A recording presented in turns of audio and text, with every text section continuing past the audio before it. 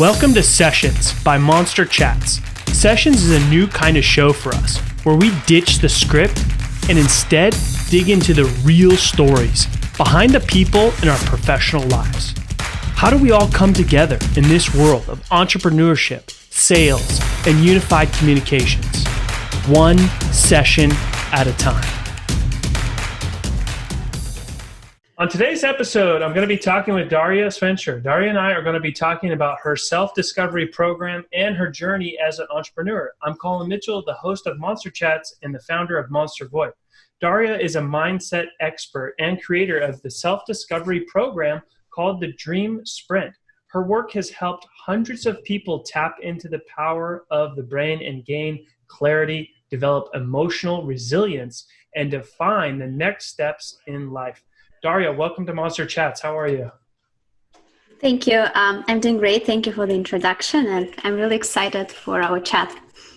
Yeah, just tell us a little bit about your story. Tell us, where did you grow up and how you decided to become an entrepreneur? I grew up in Russia, in Siberia. It's the furthest part in Russia. It's the one which has the most of stereotypes. So growing up, I was always questioning why certain places have different stereotypes and certain countries have different stereotypes. And this is a part of what got me interested into how the brain works. I was always this curious person. I was always asking myself, why somebody thinks a certain way, why somebody believes in certain things, because everything that we believe in, that we think is true, it's very subjective. So basically, arguments have no point, because if we are both subjective and if we are arguing about something, it would never, it can't be productive. Yeah. So the way I decided to live my life is to actually question my thinking, question my beliefs, and develop this flexibility in life, which allows me to understand other people without judging them. And judgment happens when you compare somebody else's beliefs, when your beliefs and we're not matching, the judgment, it turns on automatically. So coming back to where I grew up. So I grew up in Russia, studying in Moscow. I used to be a TV host in Moscow, and I was kind of a very public-facing person the whole time, and very business oriented. I had my startup. I worked at corporations, around the world. So I had this very saturated time in my life. And then at some point, my husband, he decided that he's a tech entrepreneur. So for him, it was Silicon Valley was the best place to be. And in a couple, in the majority of cases, woman follows a man somewhere where, he needs to be. So I did the same. And it was super, super difficult in terms of adjusting to the new reality. And when you're moving somewhere without any specific goals or plans, it can be pretty stressful for just your whole body and, your mind too. Because when we feel so bad and so depressed, when we have nothing to look forward to and we have complete frustration, what's the next day brings. So I was in the state for some time. And then I realized that I can no longer be in the state. So I just started to find why I was feeling this certain way and what was going on with me. And then I realized that basically our human brain, it doesn't tolerate any spontaneous changes that we are not choosing per se. And basically every single person who is going through either career transitions or some kind of loss or some kind of a big change in life which happened to them rather than they inspired this change, they basically become at the same place psychologically, where they are very frustrated, where confidence spirals down, where courage is not possible to express, and basically life becomes kind of dull and boring. And I started to figure out how I can undo this for myself. All right, so let's stop there for a second. All right, so you moved to the U.S., coming from being what it sounded like a very public figure and a TV host, and doing well in your career and things like that, to then come to the U.S. for your husband to pursue his dreams and passions, and then you were left in a very dark place where you didn't have what you had left behind, and you said something early on that you were very curious as a kid, which is such an interesting thing, because all the entrepreneurs that I talk to, that's one common thing. A lot of them are very curious people, seek out knowledge and answers. So you went down this path of starting to look for these answers to find out why you were feeling that way. Where did you find these answers, and what was that process like? Yeah, it's a great question. This is the interesting way our brain works. Once we put some destination in our mind, and my destination was, okay, I want to know why. I want to know what's going on with me. And circumstances start to align. Yes? Mm-hmm. Circumstances start to align. So I met this woman, and like super randomly, I think I met her on LinkedIn, and I just messaged her. I just really loved what she posted. And she was from a totally different world for me. She's a 50-year-old woman living in Cincinnati. So we had nothing in common. But for some reason, her post I really loved it. And I reached out to her and say, okay, when you are in San Francisco, and I lived in San Francisco at that point, let's chat. And I don't know what prompted me to do this, but I did it. And on this meeting, she told me that she's actually working for Dr. Joe Dispenza. And he's this guy, I don't know if you heard about him. He's the neuroscience guy. He does a lot of experiments in neuroscience. And this is how I got basically introduced to his work. I'd never heard about him prior, never. And this was the first nugget of how I got into this world. So I started to just, digest his books, his teachings, and understand what happens with the brain when it's in the place of frustration and when it has basically no plans. And little by little, when you start to accumulate some kind of new information, you immerse yourself in the new information, you start to get different results, yeah? Because if you process the same information, you have the same results. If you get something different in your mind, there is a chance that something will change. So I started to immerse myself in this different world bit by bit. And thankfully, Stanford University was not far from my place, maybe like an hour drive. So I enrolled in professional extension courses on campus at Stanford. And there, my goal was to meet top professors and then to do something with them. I didn't know what, I didn't know how, but I just decided to express my entrepreneurial spirit and do something. So I met a couple and I was like, okay, I can organize a big public event for you in San Francisco. So you don't have to, just wait for the big conference to happen to spread your knowledge. I can do it for you. And I partnered up with a girl, and we started to do these big events for neuroscientists to talk about the experiments, but in a way so we can apply them to our real life. Yeah, so they're not just sitting on a bookshelf, so we can apply them. And it was pretty successful. And the neuroscientists, they were like super, super happy, because basically I realized that almost nobody does that. There are these conferences which are like super expensive to go, and not all people can afford them, like South by Southwest, like Mars on Mars you can't even get because it's personal Jeff Bezos conference. So there are not a lot of places to learn from top scientists. And while I was doing that, of course, I processed an immense amount of information, and I was this kind of like link between the audience and the scientist. And at some point I realized that I learned so much and I already applied so much that I can start sharing my story of how you can literally get yourself from one place where you don't want to be to another place where you want to be, but you don't know yet how to define this other place. Wow. Okay. So it sounds like that all happened really fast. Can you give us like a little bit of perspective around the timeline of all this? So I moved to the US in 2016, kind of like beginning of 2016. So it's 4 years already I'm here in the United States. And during the first couple of years, I was doing this. So it was years, it was not months. Okay. And you've been featured in a lot of places for your work. Can you tell us a little bit about that? Yeah, I'm a marketing person.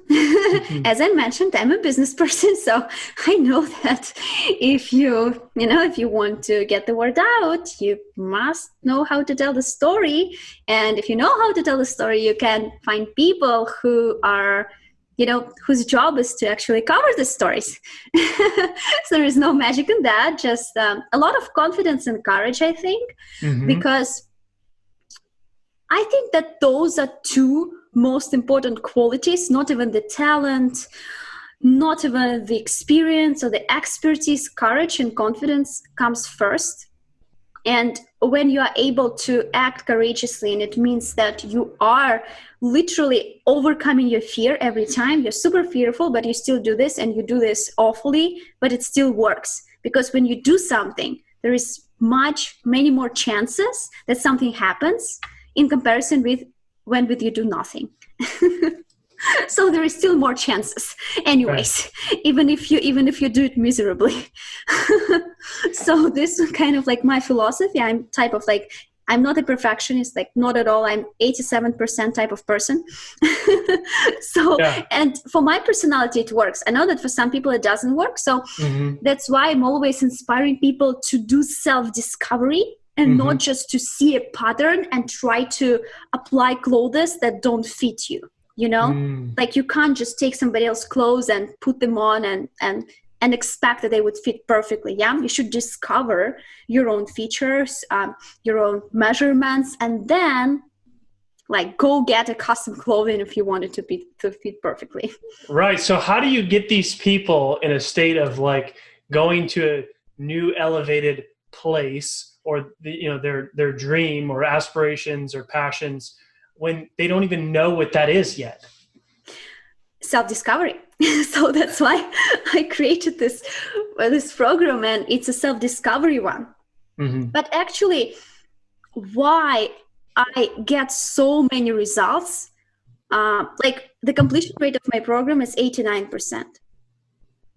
Wow. So, and you know that for online courses, the completion rate is like 4%. Because this illusion of when you buy something online, in 98% chances you won't be acting on it right away, because there is nothing pressuring you. You feel this dopamine when you buy something, you do the action, but it's like an illusion of action. Yeah, same way with the books. Yeah, buying books or reading books and not applying stuff, and nothing changes. So the main thing in my program, which I do, it's actually very rough accountability. And that's why it's not like a self-paced program. You buy it anytime. No, not at all. It's actually pretty hard to even purchase it, because first you must complete the challenge during 10 days. Yes, and first 10 days are free for all. But if you only complete this 10-day challenge, you can have an opportunity to go forward. Okay, so talk to me about how many people go into the 10-day challenge and what's the completion rate on that before they can then be considered for the actual program. Yeah. So for 10-day challenge, the completion rate is approximately, I think, 50 to 60%. Just still pretty high. Yeah, of course, because the way it works, I'm sending challenges to the group every 3 or 4 days. And there is a rough deadline to submit the challenge, like in school. And if you submit the challenge, you go forward, you're admitted to the next class. And if you're not, you're deleted forever. So, and it's kind of like, if you make a decision and if you decide to take actions, this exact format helps you to keep yourself on schedule. And so many people just write in with Daria, thank you for forcing us. Thank you for like deleting people from the group. It's so motivating to do things because this is how we are trained. We are trained, by like sugar and carrot, by stick and carrot.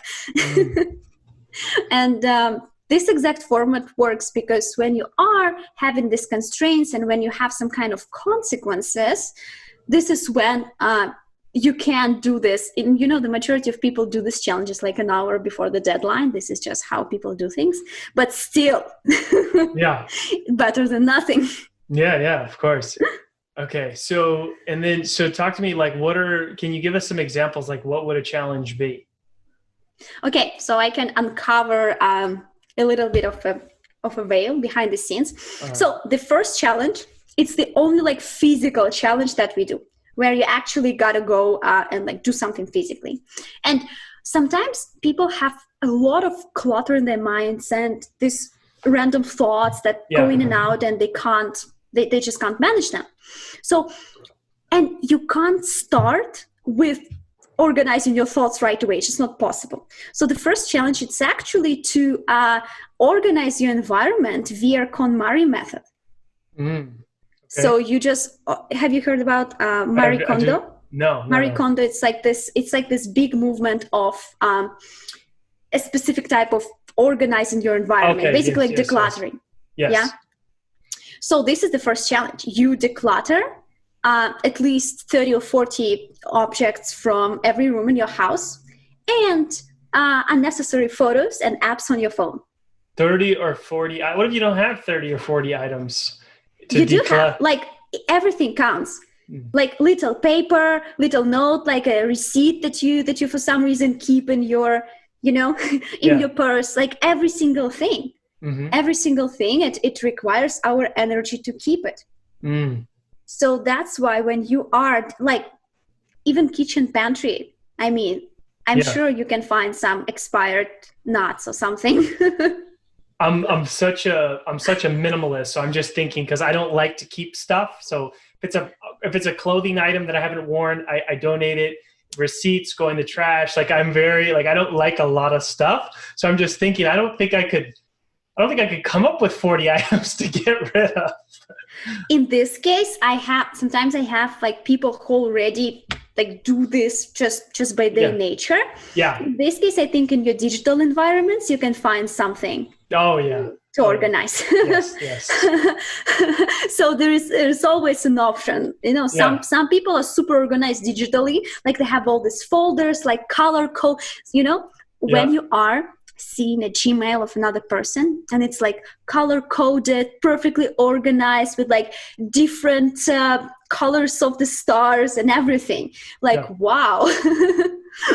People just do. So there is always the next step. And actually, digital world nowadays has even more effect because we spend more time digitally. And this is where where you spend more time, this is where the majority of your attention goes to. Yeah. And when your attention goes to and you have a lot of things, it means that your mental energy will be wasted on monitoring everything. Right. Yeah. I think that my digital space could use a little decluttering. You see? Okay. All right. So then, what have been some of the biggest challenges of creating this program? Or like, really, it seems like you're really focused on wanting the program to have, the biggest impact and the most success with the people that go through it. So, hence why you're very selective of who goes into the program. So what have been some of your biggest challenges with the program? I mean, it's as every entrepreneurial venture, you got to just do this. You got to just do this. You got to just not wait for a perfection. Actually, on July 15th, my 18th group starts. 18th. So it's consistency. Yeah.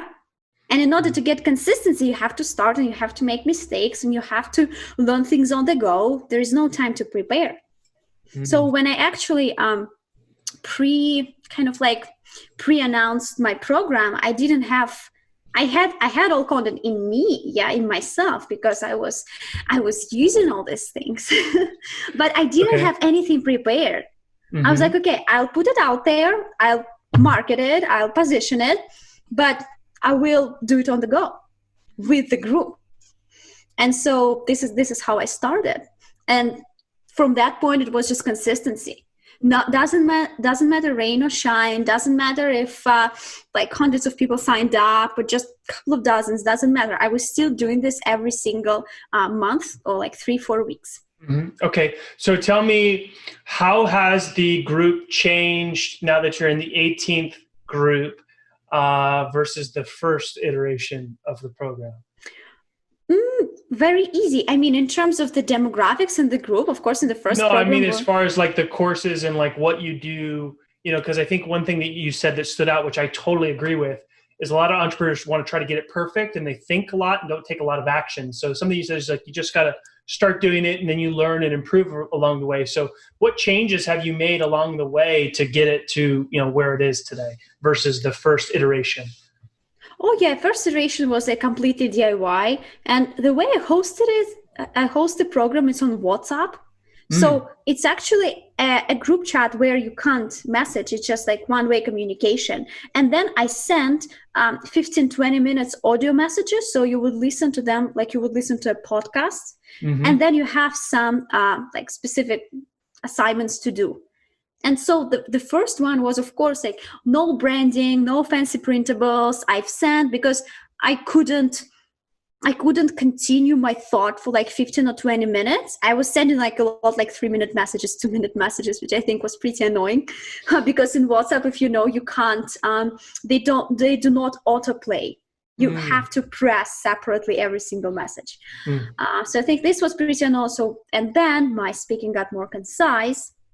And I was able to deliver, and I am able to deliver messages, you know, in a more kind of like on point manner right now. And of course, you know, some branding, some design elements, all these things, they came with experience. Okay, great. Good to know. All right. So now, before I let you go, please tell people where they can find you online, where they can find out more about your program and the things that you're working on. For sure. The website is thedreamsprint.com. Yeah. Okay. And where can they connect with you on social media or any other channels? Instagram. My first name _ my last name. Okay, great. If you are listening to the podcast, please subscribe, share with your friends. We're listening for your feedback. The show is all about you. Thank you for tuning in to another episode of Sessions by Monster Chats, presented to you by Monster VoIP. Monster VoIP started frankly because we were sick and tired of getting gouged on our business phone bill and getting dropped calls all of the time. Today, Monster VoIP serves over 6,000 customers and is passionate about saving businesses money and giving them the features that they need in a modern tech stack for today's companies. Text TRIAL to 424-378-6966 to get your free trial of Monster VoIP.